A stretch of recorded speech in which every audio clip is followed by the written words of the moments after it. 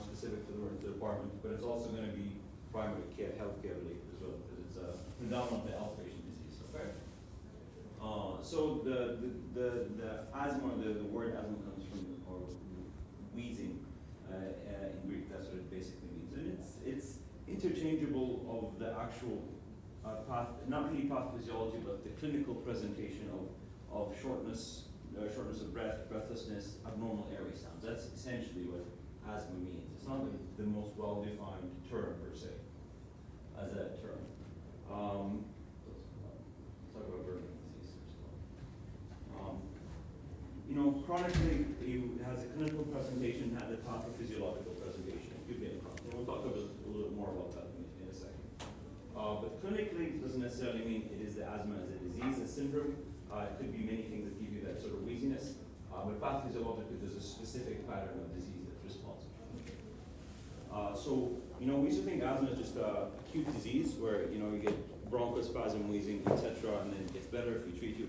But no, now we know it's actually more of a chronic disease, and if we don't treat you, you actually have chronic remodeling of your lungs, chronic airway obstruction, and worsening function over time, and has a lot of side effects, a lot of morbidity associated with your cardiac function and long-term outcomes. There's some newer testings like nitric oxide that people use now for screening, but we're not going to talk about that much. You just need to know it. Most patients with asthma will have it as a pediatric disease, and then it will resolve. So they'll know a lot of asthma as a child, and then it will actually go away. So, the burden of disease, it's tough to say what the actual burden of disease is, because most asthma is undiagnosed or misdiagnosed or mistreated, so it's probably a lot more than we think it is, but it's significant. It leads to significant morbidity, significant mortality internationally, and a lot of days lost, work days, a lot of school days lost, poor outcomes as far as life functionality, and it predominantly affects people who are lower socioeconomic class, but also we see it much more so in industrialized countries, which is interesting, probably related, we think, to pollution and exposure.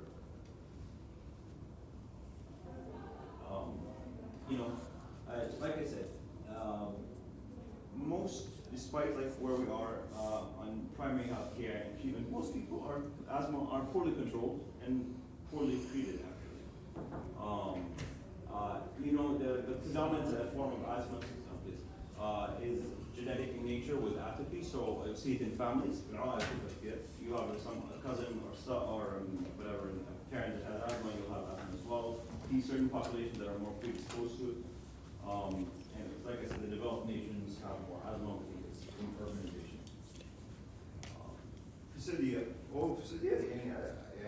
يعني ما تقدر نتوقع ما في شخص ما يعرف حياته عنده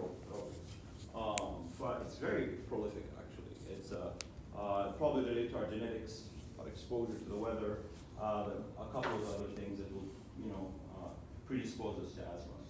But the limited studies that we have here say it's somewhere from 15 to 25% of the population has asthma inside it. So it's very, very prevalent, not the most prevalent disease we have. And there's some clear different distribution throughout areas, specifically in Manaf, where we don't see it as much. It's like very low. It seems like you can see from Fufa, 33% reported in one retrospective study. It's a huge number, 1 out of every 3 people.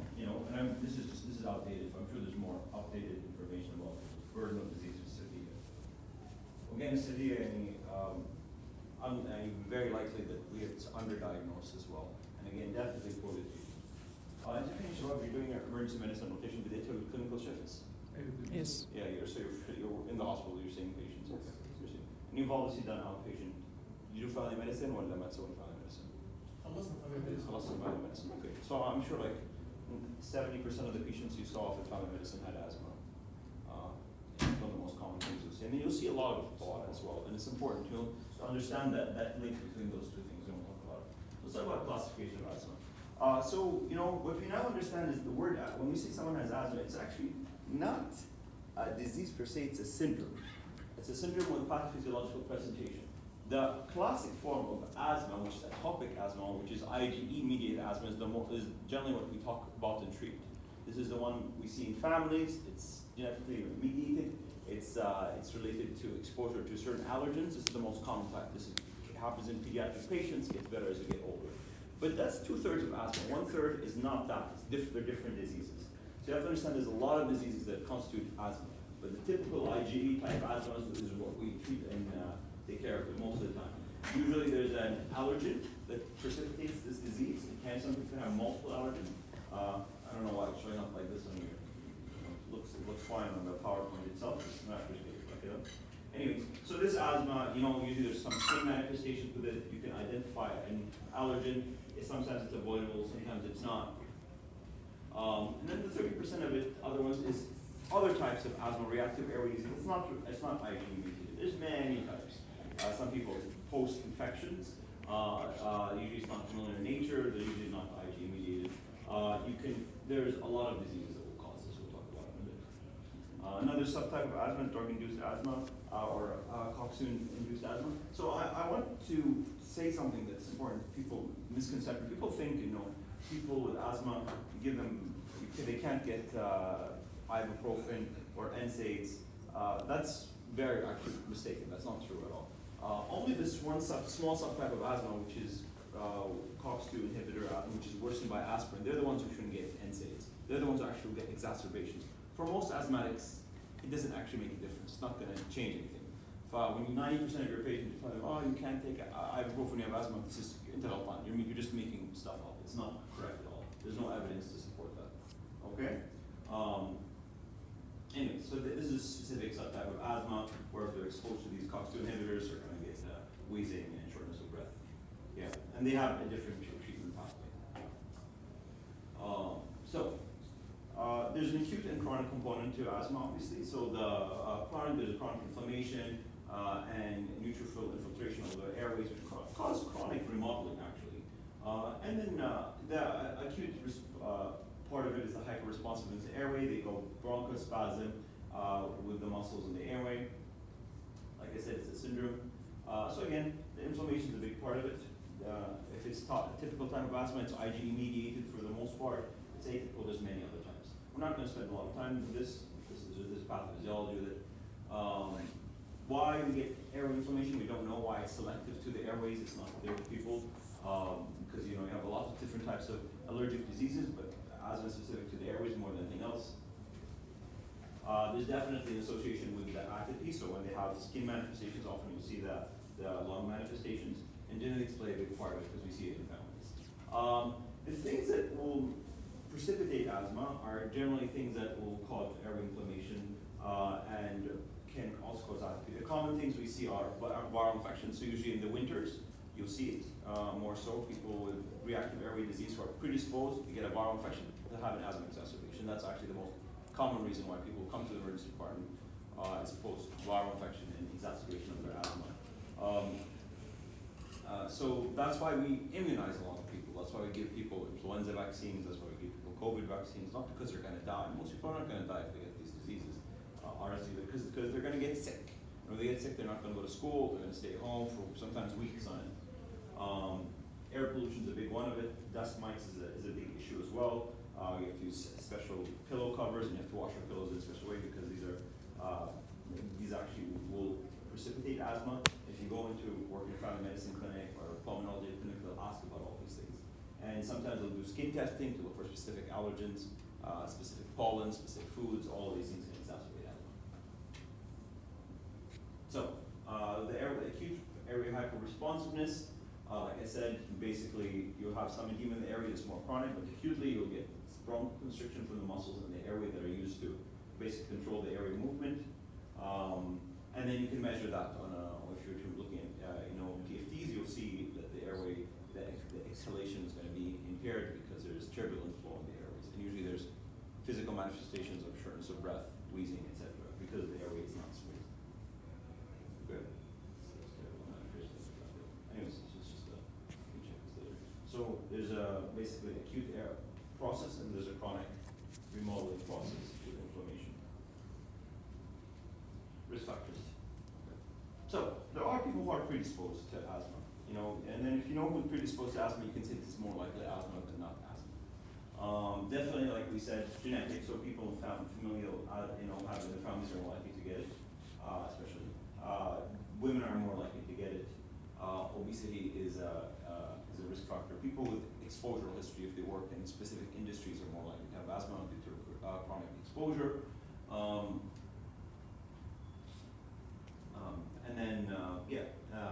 And then people, the specific diets also that predispose you to it. And then definitely something that we see often, people who smoke are more predisposed and more likely to have asthma and exacerbations of it because of chronic airway inflammation and you irritate the airways with the smoking itself. So like we said, the allergens, the infections, some people, just like can actually get asthma that exacerbates only by exercise. Anyway, so this is important when you're talking to someone about his asthma, because trying to identify what the precipitant or the trigger is an important way to prevent him from having asthma exacerbations. So how do we diagnose asthma? Anyone know how we diagnose asthma? بيك فلومتر لهم اسسمنت كذا يعني يقيسوا يجي بالليل كم يوم في كف ولا لا ايش هذا؟ يسوون كذا ورقه زي الاسايمنت ولا حاجه. Okay, so I've heard a lot of different things. So someone said spirometry, someone said history. Somebody said history. Okay, yeah.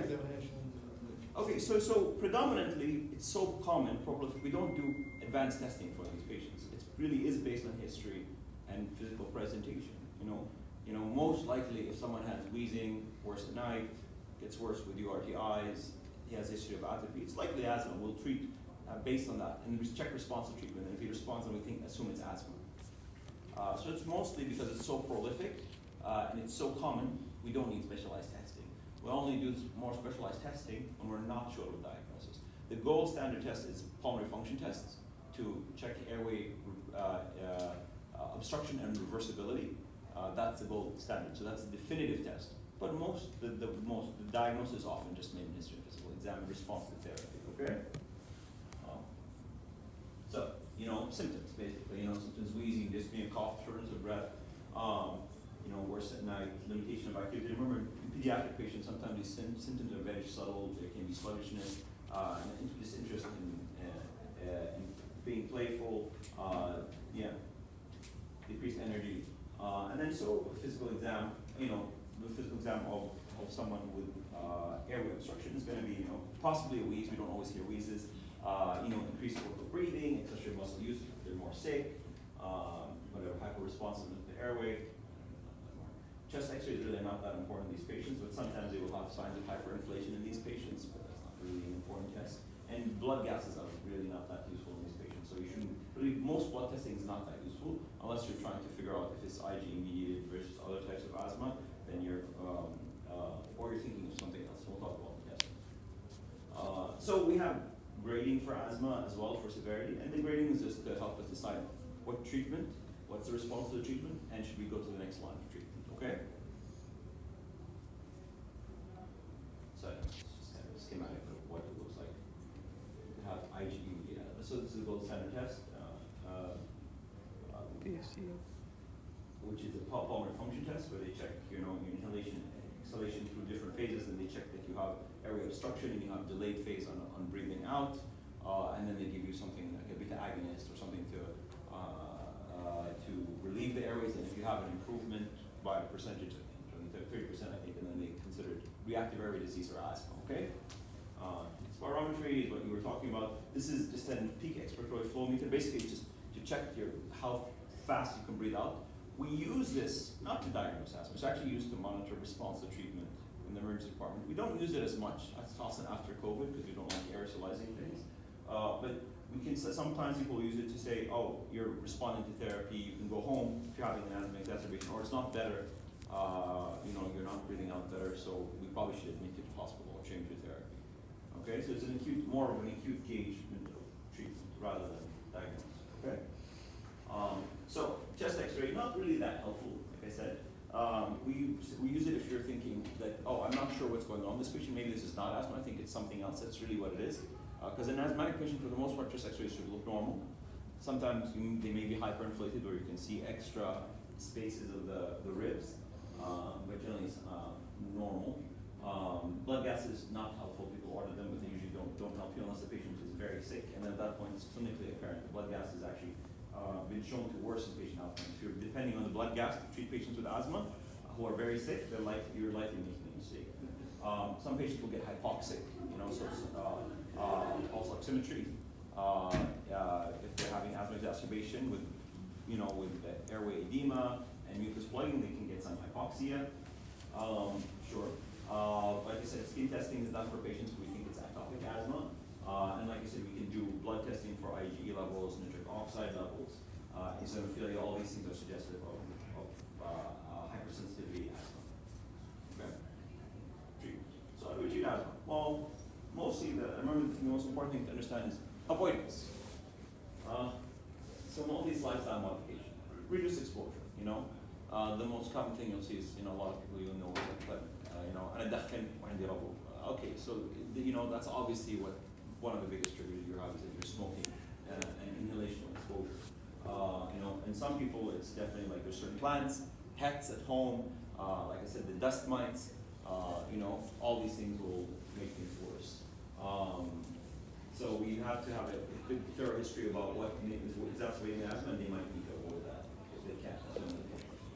Vaccination is an important part of it because an important part of avoidance. You vaccinate people, they won't get sick with the virus, and they won't get and they will prevent their asthma exacerbation. Okay, so we talked about and then there's definitely like lifestyle modification, weight loss, smoking cessation, like we talked about. And then pharmacological therapy.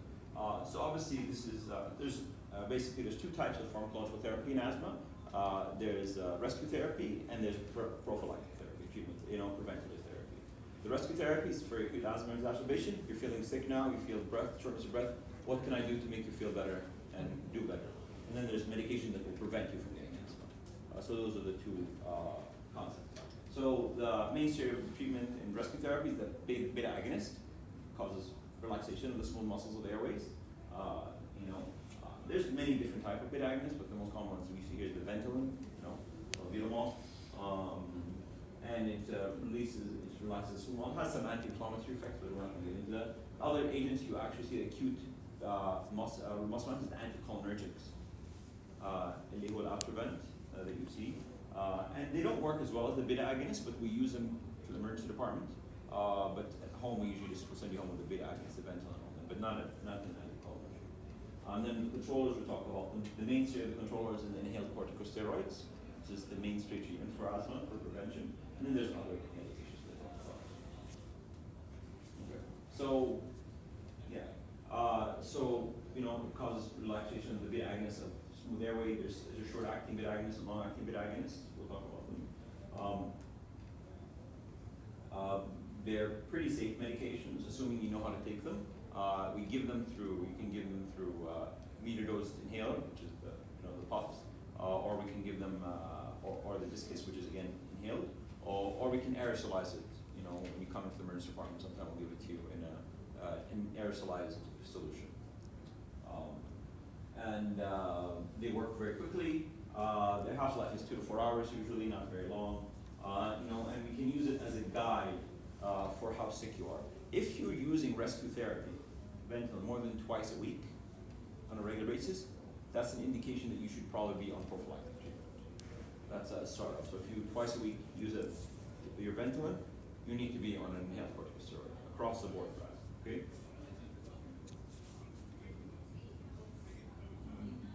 There's long-acting beta agonists. They same sort of the Ventolin, but they act longer.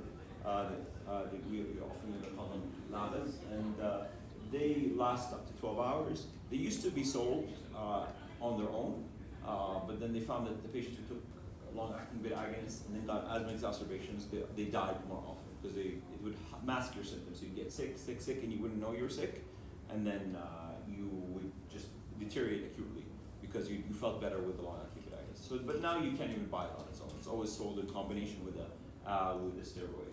You can use it for acute rescue therapy. It works just as well. It just works longer. But the point is, you're not going to find it as a monotherapy. So this is important. A big part of the problem with asthma is people don't know how to actually use a meter-dose inhaler.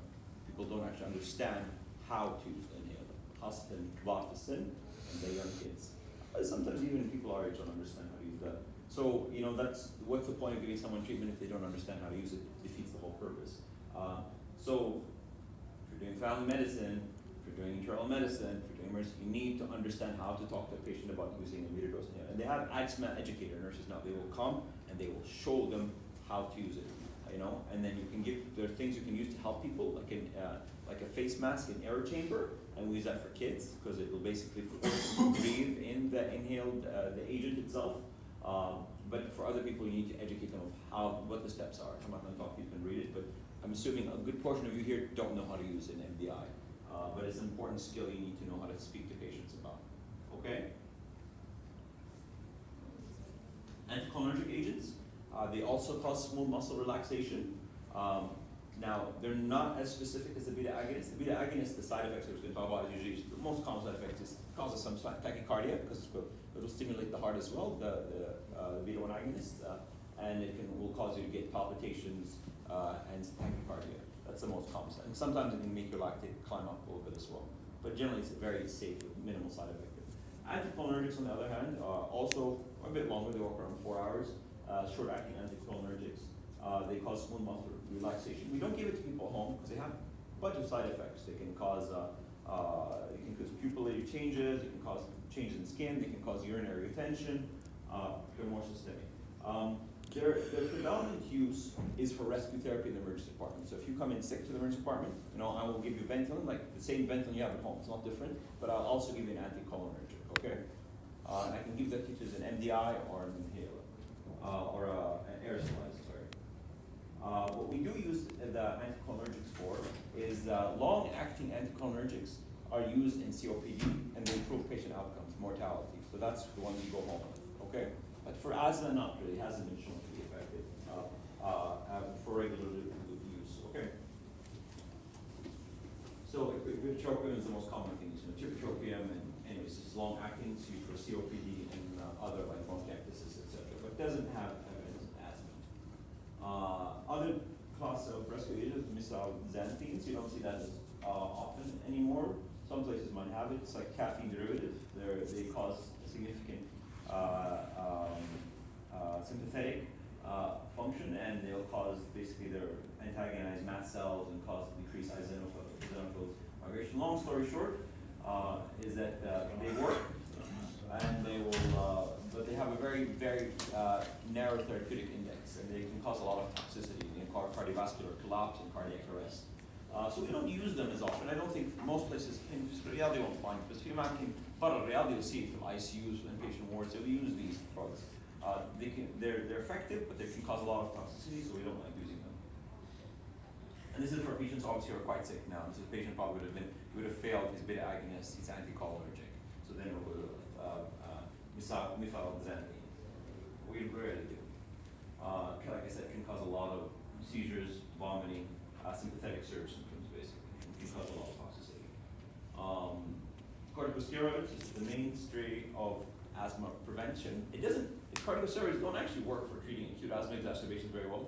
If I give you steroids, it's probably not going to work. Now it's just going to prevent you from getting worse over a long period of time. But basically, inhaled corticosteroids is the most effective way of treating asthma, preventing it. And then like I said, if you're using beta agonists more than twice a week, or you have symptoms more than twice a week that are active, you probably need to be on a corticosteroid. There's different types of inhaled corticosteroids. It's not the scope to talk about it with different potencies. But the point is to understand that it basically inhibits inflammation and decreases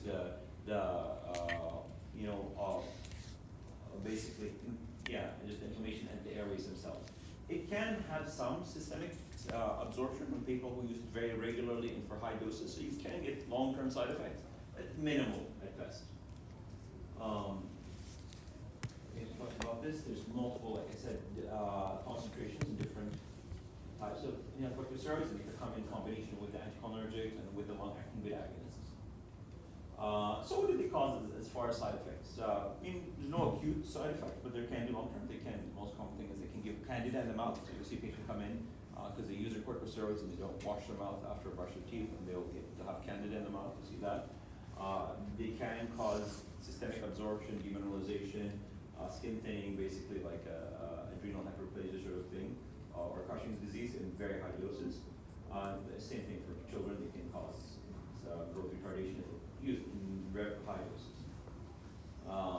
But you know, the problem with steroids is they cause systemic immune suppression, so that's always it. But usually in the lungs, it's more localized within the lungs itself. So systemic corticosteroids, when you give you IV or oral steroids. So there's no difference between IV and oral steroids. There's for effect. Or same thing for MDIs versus nebulizers. Just so you should understand, people يجوا يقولوا لك أنا أرتاح إذا أعطتني الرذاذ. Sure, it's psychological. When studied, if you give someone the puffs versus the nebulizer, exactly the same. It's actually a lot faster to give them because I can give you 4 puffs of an MDI in like 30 seconds, which is the equivalent of sitting for half an hour just to get a nebulizer for the same dose. Does that make sense? Yeah. But people feel more comfortable because it's different because they don't have that at home. But it's not really different. It doesn't make a difference actually clinically. But so for steroids, systemic steroids, if you have an exacerbation of your asthma, and you know, in the emergency department, for pediatric patients, you'll see that they have like they have a very like rigorous sort of sheet, and they have an asthma severity index that they'll do for acute exacerbation, and that in the emergency department they use that to guide therapy. In adult patients, we don't use that. It doesn't. We don't use that. More so if you end up coming. If you're seeking acute medical care for asthma exacerbation, then we consider it a moderate asthma exacerbation. Does that make sense? Yeah, incidental asthma that's discovered as an outpatient, that's mild probably, but anyone seeking medical care for his asthma symptoms is a moderate asthma exacerbation. So by definition, these patients all will need, other than the beta agonists that they're getting, they're probably going to need anticholinergic, and they're going to need oral or systemic steroids, okay? All right, so if you see someone with acute asthma exacerbation, they need systemic steroids, okay?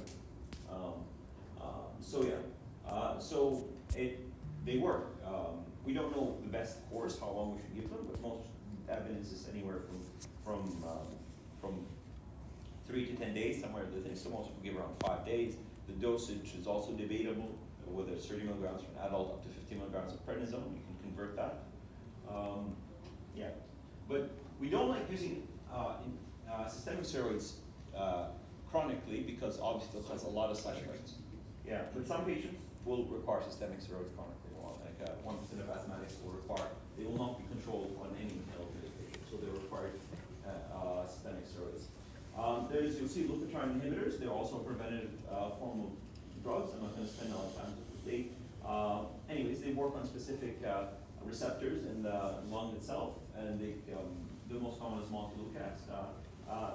These drugs are used as adjuncts for people who cannot tolerate anticholinergics, or people who simply can't even tolerate beta agonists. They work very well for people who have asthma that's worsened by aspirin or COX-2 associated asthma. So they have some benefit, but you won't see it as often. But they're used as a controller agent and a preventative agent as well. But we don't use it a lot. I think we'll do the best usually in outpatient settings. Chrominins is also, you don't really see it as much. It's more of an outdated drug. It's also used for prophylaxis in specific settings. Not that much. People generally don't use them anymore. You just need to know they exist. I'm not going to talk about it. Again, for the mast cells, just like leukotriene inhibitors, they work in the same way. Now the most common thing you'll probably see is interleukin inhibitors, like IgE-mediated therapy, monoclonal antibodies, okay? So these, because we found that most types of asthma is interleukin specific, so there's a specific inflammatory process that is hyperactivated in certain patients, for even specifically the IgE-mediated asthma, and even other types of asthma, where if we can inhibit that with antibodies that are going to bind to that interleukin, then you can prevent the asthma exacerbation or prevent the chronic disease more. So it's not for exacerbations, it's prevention of exacerbations. There are multiple now drugs out there. They're still quite expensive. They're usually given intramuscularly once a month, once every 2 weeks. Still not great evidence for pediatrics, and in adults there's a lot of evidence. So if you see someone who's on one of these, understand that they probably have pretty bad disease, that they failed their first, second, and third line of therapy, and that's why they're on this therapy. So this therapy will decrease the need for steroids, decrease exacerbations, decrease hospital admissions. These need to be given in a healthcare setting because they can cause anaphylaxis when you give the monoclonal antibody. But usually these patients are going to be followed by a pulmonologist. It's not going to be someone, just a family doctor. It's going to be usually someone, a specialist is following when they're on these therapies. Okay, because they're still quite expensive and they need to be given in healthcare setting. There's many drugs right now. They used to be very expensive. I think they're getting cheaper. But anyways, you just need to know they exist. So, and in the emergency department, we care about which patients that you're going to see with asthma are going to get sick and are going to die. Because you're going to see a lot of asthmatics. Most of them are going to be fine, but some of them are not going to do well. And some of them need to be admitted. And we kind of know which ones they are. They're the patients who come in with asthma exacerbation who are like poorly adherent on their steroids, or self-treat and don't have follow-up, or have multiple comorbidities. Obviously you have we have heart failure, you have renal disease, and you have asthma. If you come with asthma, you're likely to do worse. People with low socioeconomic status, they don't have access to healthcare, they're poorly compliant with the medication. These are patients. And then there are specific historical things that will suggest this patient probably shouldn't go home. If they've ever been intubated or been on a mechanical ventilator for their asthma, if they had to be admitted to hospital or an ICU setting for asthma, they have multiple emergency department visits. These are high-risk patients. These are patients who, when he comes to you, if you treat him for a few hours, you're probably not going to send him home. You're probably going to keep him because he's high risk to deteriorate. Okay, so it's important to know that we can prognosticate which patients need to come.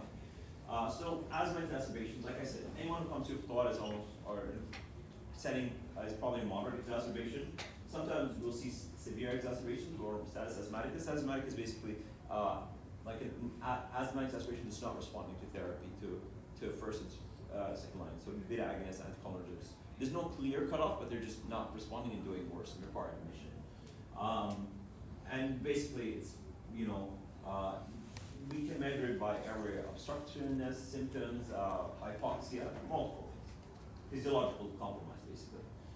So there's like objective measures, respiratory rate, a pulsus paradoxus. If you have severe hyperinflation, it will compress your heart and your cardiac output is going to drop. Accessory muscle use, ability to speak. If you can't speak, it's pretty bad. If your blood gas is getting bad or your CO2 is climbing because you can't breathe, all these things kind of will suggest to you. But like I said, it's a clinical. It's not one thing. It's multiple things at the same time we use. So this is very important. This is a mistake everyone makes. You assume that people who are wheezing are asthmatic. A good percent, I don't know what percentage, but a very good percent of patients who are wheezing don't have asthma. It has nothing to do with asthma. Like I said, asthma is a syndrome, and wheezing is just a symptom. And symptom of change in the airway, which we cause by many, many things. The thing we often make mistakes in, especially in older patients, is cardiac disease, valvular heart disease, and heart failure. We'll call it asthma. It's not. They come in with heart failure. You treat them for asthma, they're not getting better because it's heart failure. It's not going to get better. The thing we also make mistakes with, anaphylaxis. Somebody comes in with anaphylaxis, and you say this is asthma. You give them beta agonist, you give them Ventolin. They're not getting better. They need, epinephrine. That's a mistake we often make. And then infection, pneumonias will give you wheezing. Airway obstruction, we see it in pediatric patients a lot. They inhale something, it gets stuck in their airway, they have abnormal airway, they'll come in wheezing. You'll say this patient has asthma. He doesn't have airway asthma, he has an obstruction in his airway. Lung cancer, often confused with asthma because they come in with chronic wheezing, and then they have other symptoms that people don't want to think about. The point is to understand is that just because they're wheezing, it's not asthmatic. There's a lot of dangerous things. So you have to do a thorough history and physical exam, and then based on that, make that decision. And if they're failing therapy or not responding to therapy, you have to think, am I wrong about this diagnosis? Okay? So, anyways, like I said, it's a combination of things to say, is this severe asthma or not? So this is basically how we treat asthma in the emergency department. So most patients will come in, we'll give them Ventolin and then Atrovent or beta agonist anticholinergic. We'll give them steroids, oral or IV, doesn't make a difference. And then we'll give them repeated doses. We can give them continuous Ventolin and Atrovent. Probably the Ventolin maximum peak effect is within an hour, so every hour you can be dosing them. More than that doesn't make sense. And the Atrovent probably every 4 hours is best, but some people do it more closer than that, but maximum an hour, that's maximum 4 hours. And then if they're not getting better and they're still worsening, there are other things we can give them medications, acute therapy. I don't think I have any of them yet. Okay. So what we can give them now, we can give them Ventolin as subcutaneously or IV if it's available. A lot of hospitals don't. We can give them epinephrine as an infusion as well. That does work. We can give them ketamine as an infusion. That also works for acute asthma exacerbation. We can provide them with BiPAP, which helps the work of breathing, which is positive pressure ventilation. And then if they're really sick and they're not responding, we have sometimes these patients end up on mechanical ventilators. We intubate them. We try not to put these patients on ventilators because if you take a patient his lung is inflated and is not able to breathe out, and you put him on a machine that's going to push air into his lungs, you can understand that's not going to work. They're very difficult to ventilate, and they often will die on ventilators. The lung will rupture, they'll have pneumothorax. It's not a good situation. So we try to avoid it if we can. But obviously, if they're not breathing and they're going to die from respiratory arrest, you put them on a breathing machine. And some of these patients are very, very sick. They end up on like ECMO machines or extracorporeal machines because their lungs cannot breathe at all. So we just oxygenate them and ventilate them using an external machine. But that's very rare. So, we used to give magnesium for all these patients. Magnesium sulfate. Yeah. No, there's a theory that magnesium causes airway relaxation. It's been mostly disproven. There's multiple recent clinical trials that have shown that magnesium actually doesn't. You'll still see thought they'll give the magnesium, but understand that there's no evidence to support that. It does nothing. The magnesium is no better than placebo. Okay? But you'll still see it in your books, and you'll still see it in guidelines, but mostly it probably doesn't work at all. So just I think the things to understand is most patients are poorly controlled for their asthma and underdiagnosed. If you're using beta agonist frequency, you need to be on inhaled corticosteroids or preventative therapy. We don't use long beta acting agonists on their own. And doesn't play, I don't know, that's a mistake on my end, fix it, is magnesium doesn't really play much of a role anymore therapeutically in asthma. Okay, questions? I see that. Okay, we'll take 5 minutes.